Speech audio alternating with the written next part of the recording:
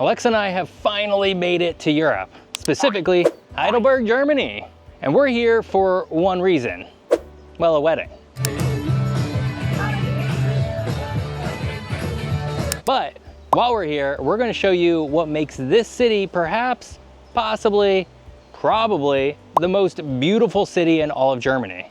And through that, we're gonna show you guys the Old Town, the castle, the university, and the very famous Philosopher's Walk. That's gonna entail a whole lot of walking, so let's get to it. Before we get to Heidelberg itself, let's talk a bit about where this beautiful city is within Germany. Heidelberg is located in the southwest German state of Baden-Württemberg, about 50 miles south of Frankfurt, which, if you ever fly into Germany from abroad, is probably where you're gonna land. But that doesn't mean it's a suburb of Frankfurt. Instead, the city is surrounded by nature between the Odin Forest and the Little Odin Forest, with the Neckar River running through its heart. And within it, about 163,000 people call Heidelberg home, about a quarter of which are university students. Alexa and I have made it to Hauptstrasse here in the middle of Heidelberg. And first impressions. It's super cute. It is super duper cute. This might be Germany's most beautiful city. And of course, we'll talk about why it might be Germany's most beautiful city in a little bit. But for now, we're just gonna kind of explore this old part of the town, at least before it gets too hot.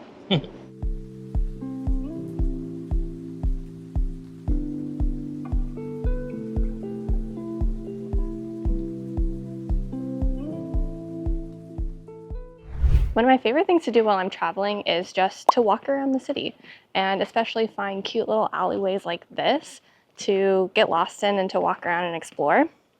But what makes Heidelberg really interesting is that when you're walking around Old Town, it looks like it did 100 years ago. And that's not the case for the rest of Germany. When you're walking around Berlin, Hamburg, other major cities, it's a much newer feel because the buildings are a lot newer. Heidelberg is unique because during World War II, they were one of the few cities that was actually preserved and not bombed. So walking around here, you get a sense of what Germany was like over 100 years ago.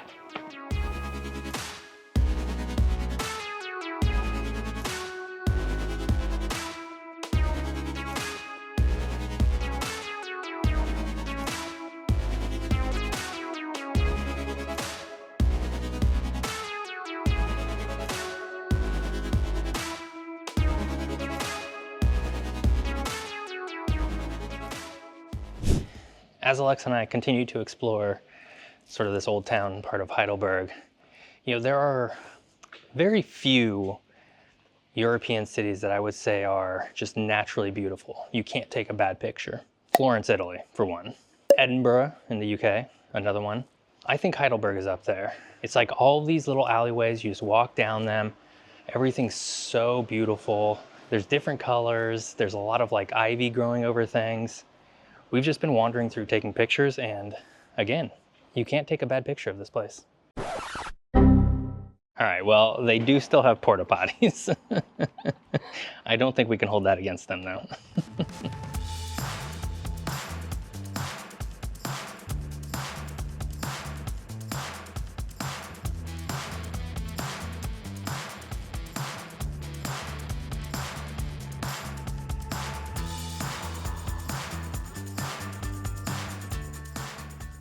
Alexa and I just finished walking the pedestrian street here in Heidelberg, but we have another thing to show you guys, and it is right this way. We're heading to the castle. That looks like quite the climb, so we got some more walking to do. A few moments later. We were on our way to walk up to the castle, and I saw a funicular. What? Which is basically an uphill train. So, I mean, if we can just take a train, we might as well, right?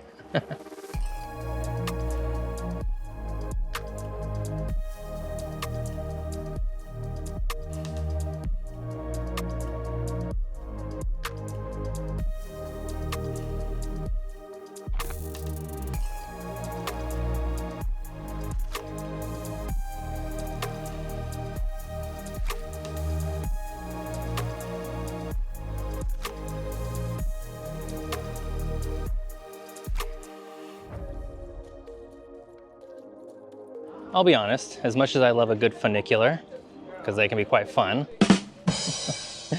that one was kind of boring. You couldn't really see very much, so it just kind of gave us a nice little easy pathway up to the castle.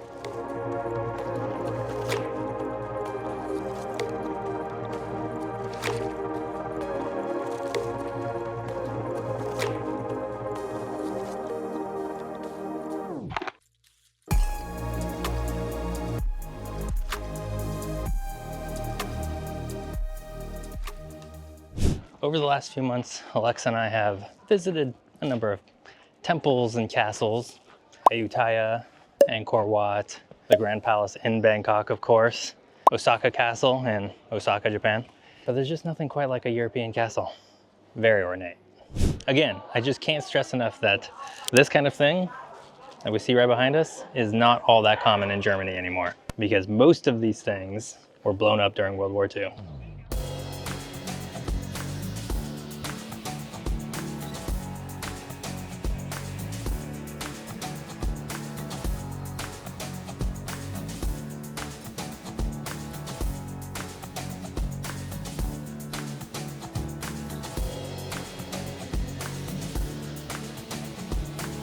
From just about anywhere in Old Town, you can see Heidelberg Castle and feel its overwhelming presence. Located on the Königstuhl hillside right above Old Town, the castle dates back to the year 1214 and was expanded several times over the next 500 years. Then, in 1764, the castle was hit by lightning twice during a massive thunderstorm. This ultimately led to its ruin. Today, the castle is considered one of the most important Renaissance structures north of the Alps, and was even featured in one of Mark Twain's essays, humorously titled The Awful German Language. And, of course, it brings in tourists from around the world and offers sweeping views of Old Town Heidelberg. This is why you make the journey right here. Look at this view. So pretty. See Old Town, see across from Old Town, which we will be exploring soon. I do love to make us walk. Oh yeah.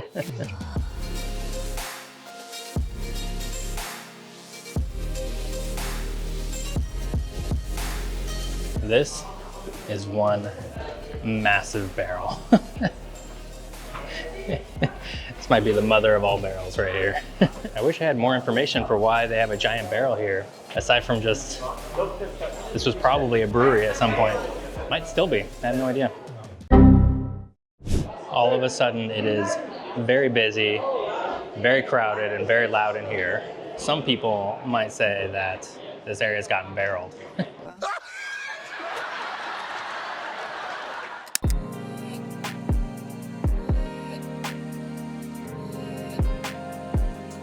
When Alexa and I were traveling all throughout Asia and Australia, New Zealand, became well known as somebody who loves trains.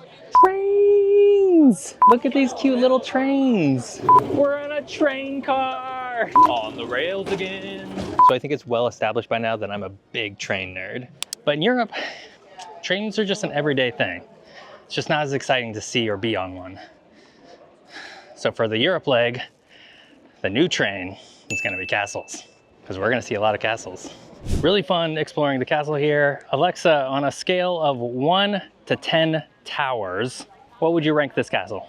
That's pretty cool. It's like a 8, 7.5. 7.5 out of 10 towers for this castle. Keep that in mind, because every time we visit a new castle, we're gonna grade it on its castleness. I'm gonna give this one a solid 9 out of 10. It's very castle-y.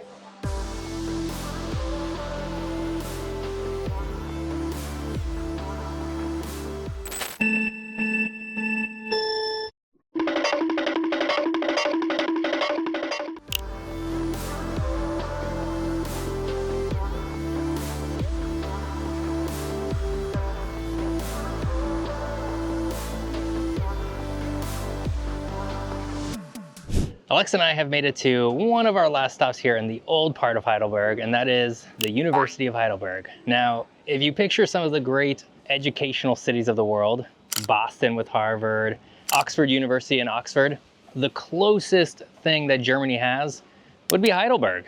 This university, the library right behind me, is the oldest university here in Germany. This university has been operating since 1386, which makes it basically one of the oldest universities in the entire world. And so because of this university, Heidelberg has become very well known throughout Germany and Europe as a place for innovation, as a place for education, as generally one of the most learned places in the entire world.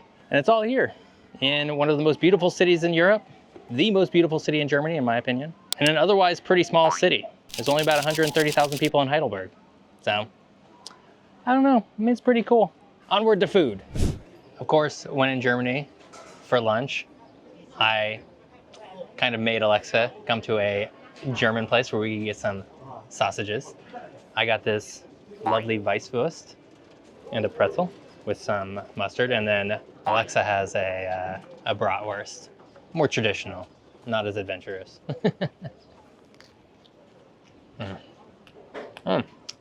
Sweet. I wasn't expecting that. I thought it was meat and mustard.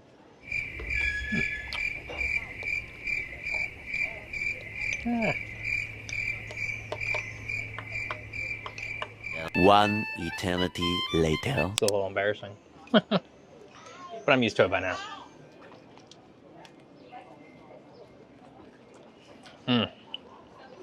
So good.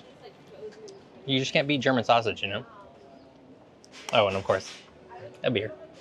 All right, we just finished a delicious German lunch and had the opportunity to walk around the university, but now it's time to participate in something that dates back all the way to the 1300s. We are doing the Philosopher's Walk. Now, in case you were unaware, the Philosopher's Walk is not part of Old Town Heidelberg. We actually have to cross the river to get to it, which means more steps.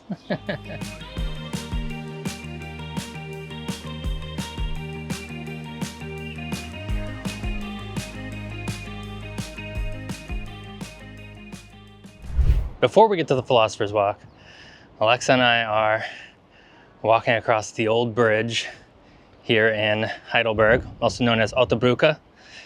Alexa, why do you think it's called the old bridge? It's old. It's a little old. How old do you think it is? Oh man, like a few hundred years? Close enough. It's actually not as old as Heidelberg, which is hundreds and hundreds of years. And it's called the old bridge simply because it was older than a newer bridge that was built in the 1800s. Some fun history facts for you. But it's a very pretty bridge. Yeah, it's pretty. Yeah. The Old Bridge is one of Heidelberg's best-known landmarks. Built in 1788, it's surprisingly young compared to the rest of Heidelberg. But that doesn't mean there weren't bridges located there before. In fact, since the 13th century, there have been 8 bridges on this site, and the current bridge is actually built on those original foundations. But this bridge is especially important because of its impact during World War II. While Heidelberg was mainly untouched during the war, retreating Nazi forces attempted to blow up the bridge to stall the Allies, but they ultimately failed. This gave Allied troops direct access into the heart of Germany, while being able to use Heidelberg as a German base of operation. Today, the bridge has been lovingly restored and is a beautiful landmark in Heidelberg.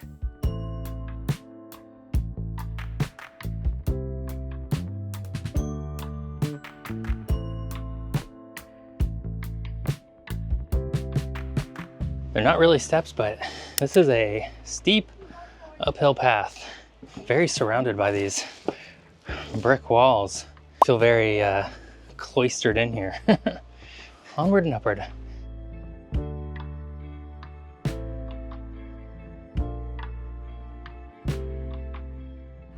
We found the steps. So many steps. Oh my God. This might beat Taiwan. We are, I think, most of the way up, although maybe famous last words there. But one of the reasons why we wanted to do the Philosopher's Walk is because this is a time-honored tradition. This is something that professors at the university have been doing for literally hundreds of years. And you can kind of see why, because if you look behind me, that's a gorgeous view of the city. It really allows you to think and ponder over life's great mysteries, I guess. I mean, right now I'm just really tired, but maybe it's about breaking down the body to activate the mind.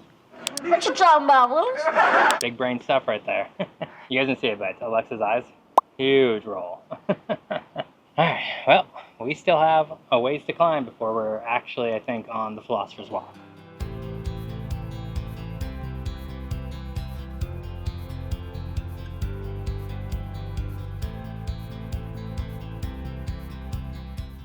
So we're still on our way up to the Philosopher's Walk, and of course we're treated with another beautiful view, and all of a sudden it just clicks. Einstein's theory of relativity, I get it. It all just snapped together. No, I'm just joking. I don't actually understand any of it. But I like to think that those are the kind of breakthroughs people were having when they were on this walk. I'm just not having them. I'm glad Geoff gets it, because I'm over here thinking, how did these professors have that great a cardio ability? This is a steep walk.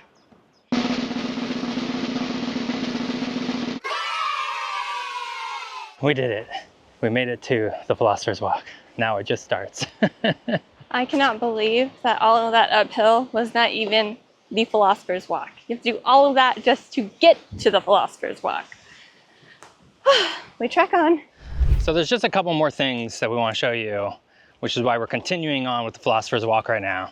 But a few years ago, I was hiking in the German Alps, and if that taught me one thing, it's that any hike in Germany tends to end with a bar at the top of the hike in the middle of wherever you're going. And if my German intuition is correct, there's going to be a beer garden waiting for us. Fingers crossed.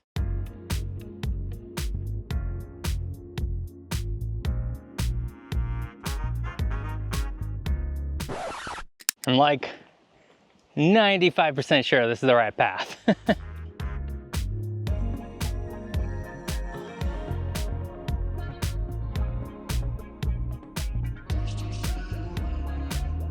We're getting closer. St. Michael's Fußweg. That's where we're going. This is so much uphill. Oh boy.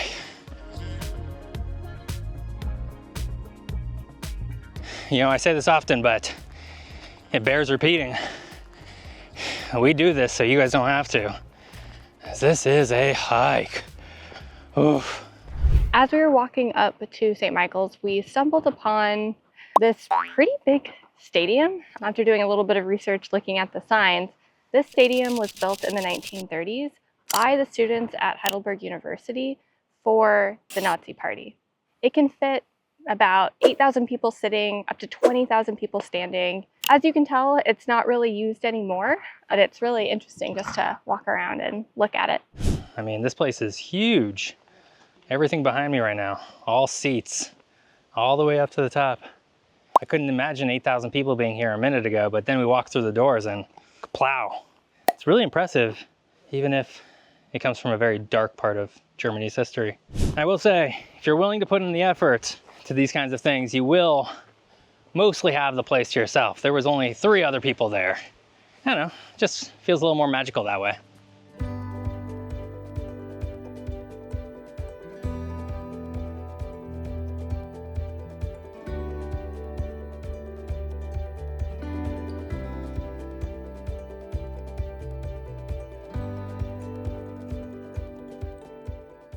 We've done it. We made it to the monastery of St. Michael. It's these ancient ruins, not a whole lot left, just enough so you can kind of make the outline of what it used to be. Yeah, the towers, so been the church of sorts right here. You can kind of see where maybe like there would have been like a podium right here, sermons, towers being where people would have eaten and lived maybe. With various floors. I don't know. All I can tell you is that it's pretty cool. And we can go up.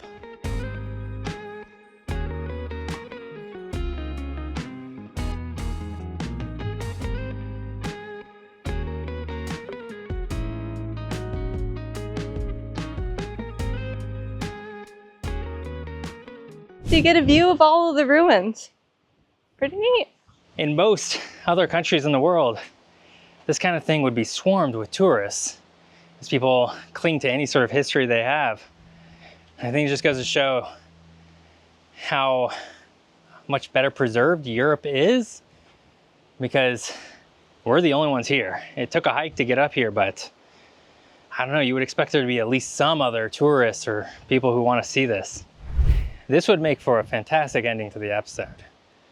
But My intuition is still telling me there's a beer garden around here somewhere, and I think I know where it might be. Look at it. It's a beer garden. Before we go in, Jeff, do they have smaller beers? Or do I have to drink a big beer? Might have to drink a big beer. So I drink part of the beer and you drink 2 beers? Exactly. All right, we made it. We got our beers. Cheers. Notice the size difference here. Got the Alexa size. It has been so much fun exploring such a culturally rich city in Germany. I really loved Heidelberg. I think it's such a beautiful city. It's easily one of the most beautiful cities I've ever been to in Europe. I also love coming back to Germany because kann ich Deutsch sprechen? Ein bisschen Deutsch sprechen. So it's always fun to come back and sort of talk a little bit. Of course, if you want to know my true feelings on Heidelberg and Germany, then be sure to go over to our Substack. That's geolex.substack.com and subscribe. Next week, we are heading to a city that can't figure out if it is the Netherlands or in Belgium. We're going to Barlhertog So come back next week. for another adventure. See you then. Is mine on? It is. It's on.